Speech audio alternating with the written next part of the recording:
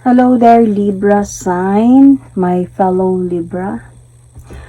Welcome to your monthly reading. So this reading is for the month of February. Love reading for Libra, Sun, Moon, Rising, Venus. Libra, hindi lahat ng Libra maka-resonate dito. So take what resonates and leave the rest. Cross watchers, pwedeng kayo tawag hindi sila Libra sign. So put yourself in a situation kung saan kayo naka-resonate, Libra. Libra, if hindi naka-resonate sa reading na to, please to check your other placements, your sun, your moon, your rising, your Venus sign, Libra, dahil pwedeng doon kayo maka-resonate at hindi dito. Libra, if hindi talaga kayo naka-resonate kahit paanong baligtad nyo sa reading at ano pang gawin ninyo, wala talaga, hindi nyo naintindihan, then hindi to para sa inyo. Kaya huwag nyong pilitin. So, Libra, we're going to do for this month of February is Love Triangle reading. So, Love Triangle reading means alam niyo na may third party si person. Kilala niyo yung third party or kayo yung third party. At kilala niyo yung wifey. So, para to sa Love Triangle relationship. So, let's see. We're going to pull an oracle card. So, this is a Heart's Hidden oracle card. Heart's Hidden Secret oracle card. So, we're going to pull an oracle card for you and for the third party. Okay?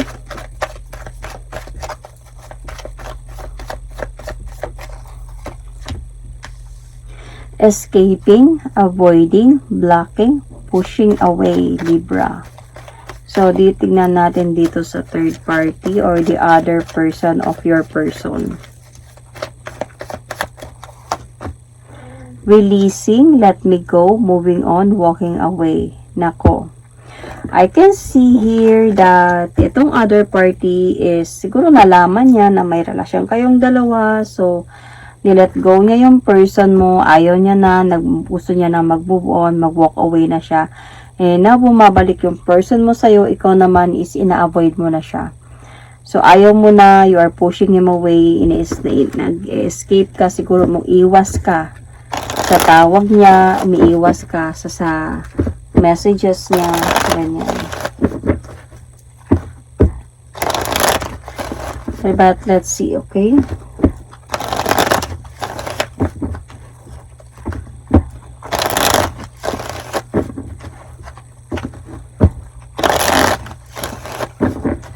Love Triangle reading for Libra, Sun, Moon, Rising, Venus.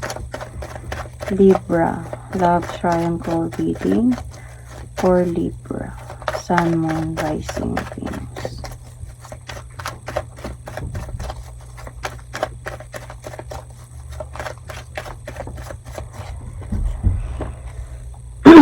Yan na nga yun. Okay.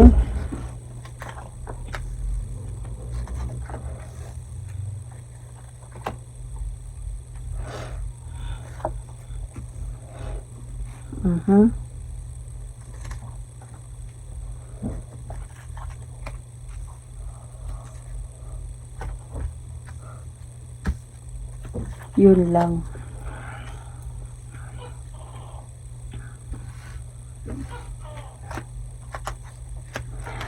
Libra, ano yung nararamdaman ng person mo para sa'yo? Love. So, love ka niya. Parang binabalik niya talaga yung love niya sa'yo or he's offering you love this time. Humingi siya siguro ng tawad sa'yo. Hindi siya nakakatulog sa gabi talaga, Libra, thinking about you.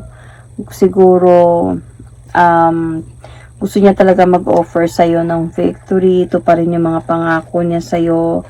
And never siya nag-let go kahit nagkaroon siya ng iba. So, parang nahihirapan siya ngayon kahit siguro he did already cut off the connection with this other person. Nahihirapan siyang balikan ka dahil nga ina-avoid mo na siya. Yung feeling niya dito, ikaw nag-cut off ka na ng connection ninyo. You cut off the commitment na meron kayo. Yun yung nararamdaman niya. Nahihirapan siya kasi nga gusto niya nga ayusin yung sa inyo. So, umiiwas ka talaga sa kanya dito. So, ano yung nararamdaman niya dito sa isa? Parang pagsisisi. I don't know kung nagsisi siya na nagkaroon siya ng relationship dito sa isa. Nalulungkot ba siya sa mga nangyayari? Nagsisi siya kung bakit niya ginawa to, bakit siya pumasok pa sa ibang relasyon or something like that. Kasi meron siyang feeling na, I think he did really cut this connection. Dahil na nung time na naipit na siya sa sitwasyon. So, I think tinago niya to kung anong meron sa inyo dito sa person na to. Kumbaga,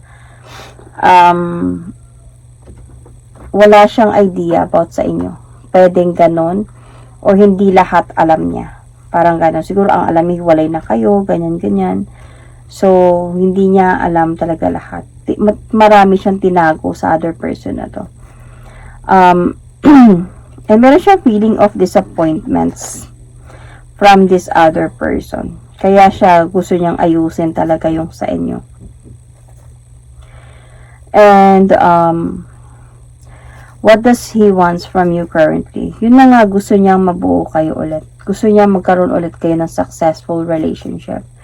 So, maybe family or relationship, depende kung saan kayo naka-resonate. And this is what he wants from you currently.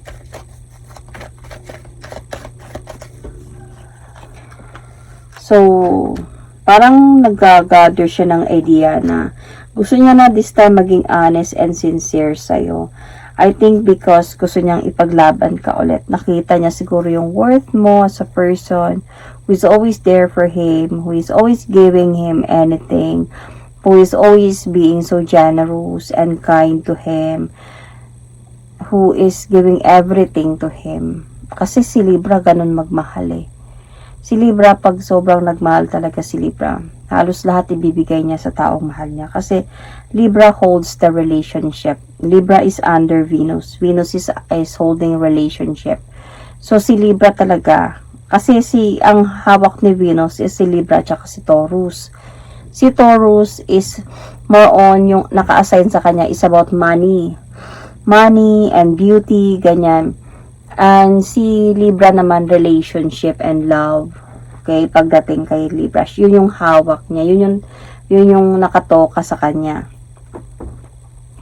So, pag si Libra talaga, binaprioritize niya talaga yung relasyon. Importante sa kanya yun na ma-please niya yung partner niya, mabigay kung anong gusto, and to focus on the relationship, being so cared, loving, and everything. Wala kang masasabi kay Libra pag si Libra nagmahal talaga. And kaya nga palaging broken si Libra dahil sa sobra din sila kasi talagang magmahal. So parang sometimes nasasanay yung iba na parang nasasanay sila na ganun si Libra, mapagpatawad, mapagmahal. Sinasanay na lang at minsan inaapakan na lang yung pagmamahal na binibigay ni Libra. So dito na-realize ng person na to kung ano talaga halaga ni Libra sa buhay niya. So, what does he wants from other person currently? From this other person? Let's see.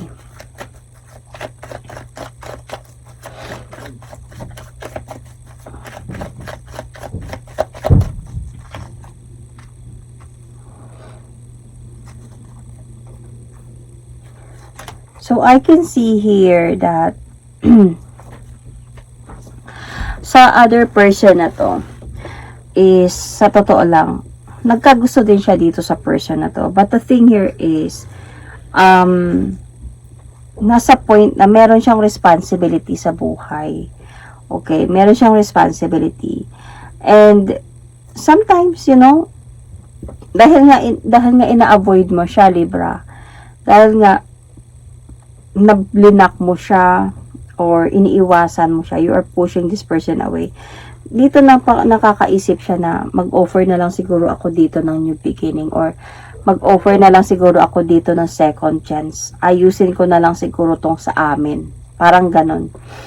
So, parang nagpaplano siya na kausapin to, balik, ayusin to. Pero hindi pa siya sure kasi naiipit pa din siya sa sitwasyon between you, Libra, and the other person. So, the next 3 months hold for the both of you. Libra, I can see here na nasa point ka na of healing, Libra. The next 3 months, wala pa rin ako nakitang communication. Parang feeling ko, Libra, is nasa point ka ng healing process. The next 3 months. So, this person will still going to try to communicate with you. Will really going to try. Gagawa siya ng way, hanap siya ng way para to communicate with you. I think, nare-receive mo yung mga messages niya. Pero hindi mo lang siya pinapansin, hindi mo siya nire-replyan, iniiwasan mo siya. Pero alam mo yung kung ano yung mga sinasabi niya, mga messages niya. So, kasi nagkakaroon ka din kasi dito ng feeling of, ano ba yung decision ko? Ano ba yung gagawin ko? Mga ganon, Libra. Meron ka din nagiging indecisive ka din dito minsan gusto mong ipaglaban to ulit, pero naiisip mo din yung mga pain na binigay niya sa'yo. So, the next 3 months or this February, ito yung mga mararamdaman mo. Hindi ka sure, pabalik to siya, baka lulukuhin lang din ako ulit. So, ano ba talagang gagawin ko? Mga ganon. Pero nakikita ko, may progress naman kasi yung healing mo, yung pag-move forward mo, pag-move on mo, nagkakaroon ng progress na dito sa ganitong ginagawa mo, Libra. The next 3 months hold for the both of them, Libra, is yung other person is will still going to accept your person. Kasi mahal niya yun. Mahal niya yun, and I think kahit nag-let go siya, kahit nag-try siya mag-move on and walk away as well, pero mahal niya yung person mo. So, I think he was going to forgive and accept this person again. Because, yun nga, she love your person talaga.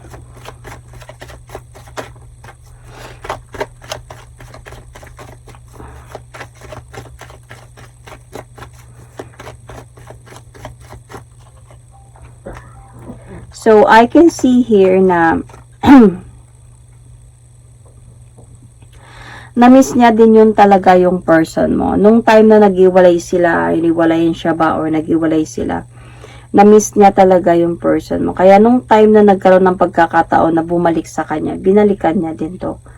Though may mga confusions din sa kanya na baka sasaktan siya ulit, baka alis ulit, baka ma-realize na naman ng other person na mahal ka niya, babalikan ka niya. May mga fear din sa kanya dito, pero dahil nga mahal niya to, tinanggap niya pa din talaga to. So, yung communication ninyo dalawa dito, Libra, is some kind of like imbalance. Siguro sometimes nagkakaroon kayo ng communication, pero not all the time. Hindi na madalang na. Kasi yung pag-move on naman talaga, hindi naman straight yan sabi na ina-avoid mo siya, pinupush mo siya away, or binablock mo siya, nagpuput boundaries ka ng ganyan. Dahil mag-move on ka na. Yung pag-move on, natatest ka din yan na to communicate again, to feel again, parang ganyan. So, nagiging na din, imbalance na yung communication ninyo. Madalang na, in a way. So, will he let this other person go? I think they were going to have that relationship. Kasi iniiwasan mo na siya, Libra Pero, feeling ko dito, Libra, nung nakipag-communicate ka sa kanya ulit, okay? Nung siguro, okay, sagutin ko na nga to. Okay, replyan ko na nga to. Mga ganong mga bagay. Kasi nga, pero hindi lagi. Sabi ko nga, di ba, madalang. Imbalance talaga. Nagkaroon na naman siya ng pagkakataon na bumalik sa'yo. Chance na balikan ka. So, itong dito sa other person na to is parang, yeah, they are still together again. Will he let this other person go? No, kasi they still have that relationship. Nagkabalikan talaga sila dito. Tapos nung nagkaroon kayo ng connection, will he commit to you? May feeling na naman siya that he wanted to commit to you nung nagkaroon na kayo ulit ng communication. So nagkaroon na naman siya ng chance to communicate with you. Yung nagiging outcome nila ngayon is palagi na sila nag-aaway. Dahil nga, feeling ko gumagawa na ng paraan itong person mo na maghiwalay sila ulit.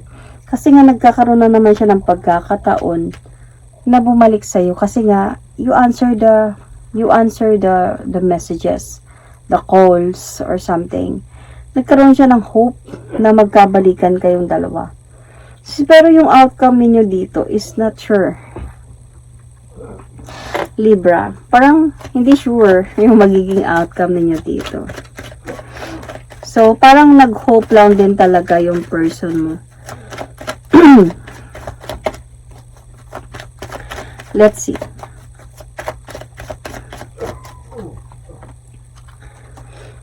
So,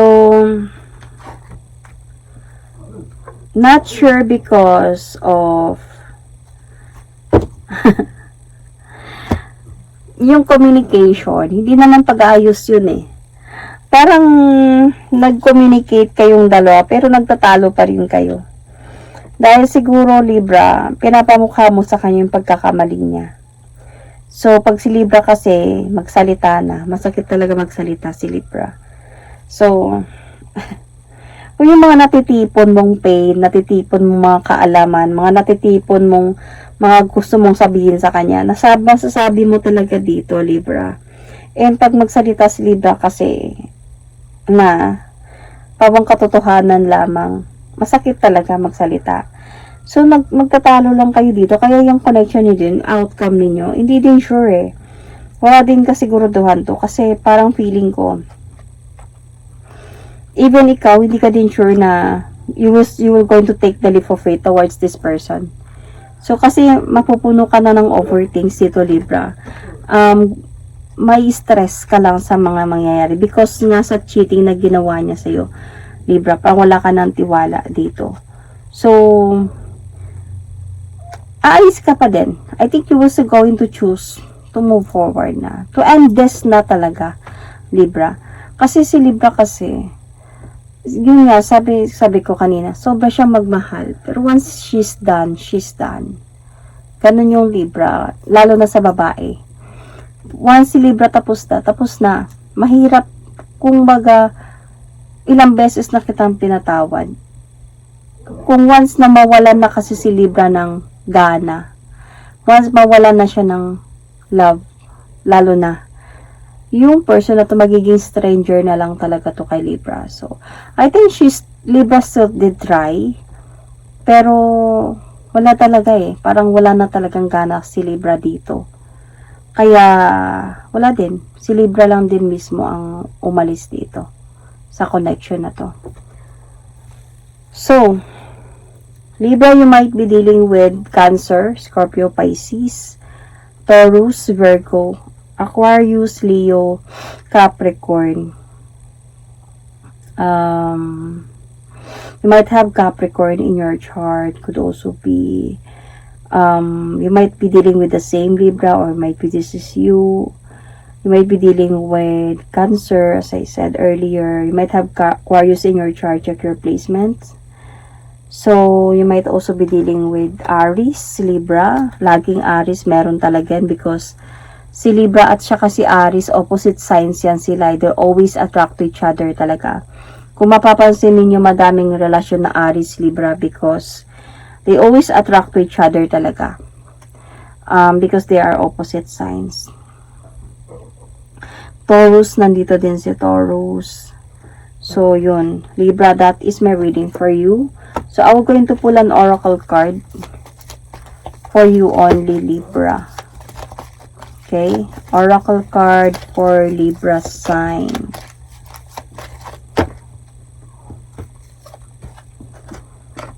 Beware of what you are projecting, for the qualities you admire in one another are the qualities you both possess equally. So, the qualities you don't like are also your own reflection. So, Libra, might be this is a twin flame connection na meron kayo dito ng person mo. And twin flame connection always separates. Hindi lahat ng, hindi talaga, hindi lahat, pero I think hindi talaga. Because yung twin flame, hindi naman yan kailangan na relationship eh. Some twin flames are not in a relationship, but parang they just need to be together because may mga lessons silang kailangan i-learn sa isa't isa. So, Libra always separates kasi sometimes the lesson have learned separately in a way. So, yun. That is my reading for you, Libra. Thank you and God bless.